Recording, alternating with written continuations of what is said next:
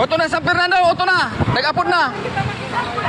Puro ka di mga aklong May kasulo po hindi sa may pamukid sa zona crossing.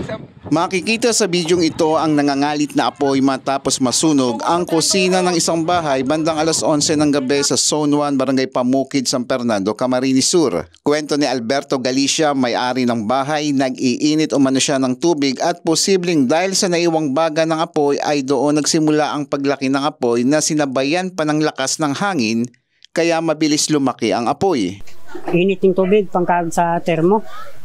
So mga 8:30, naikag ko pa sa termo ipakulang kong tubig. Tapos igsuway ko kalayo, na ko na palso kong kang tubig sa kusog kang habagat. Nagkurab siguro, nagtaas luman sa paga ko, tababa lang ang kang sungo ko, panggatong. Luman siguro kamang na si kalayo. Nasa kalagitnaan umano sila ng tulog ng kanyang asawa nang makaamoy ng usok sa loob ng bahay nila. Kaso pag mga 11, ginising ako ng asawa ko, aapoy ng namin, ang lutuan. Yun na po to, si kalayo. Tugma sa investigasyon ng Bureau of Fire Protection San Fernando ang salaysay ng may-ari ng bahay na baka naiwang baga sa kusina ang naging mitsa ng sunog.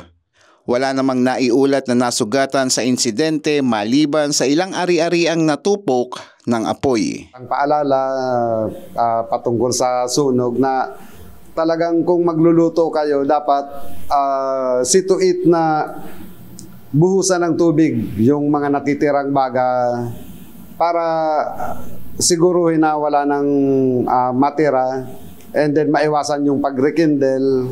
At kung gasol naman ang gamit, see to it na naka-off yung main valve nung tangke and always check regularly yung hose ng tangke. Eli Balbin, CSN.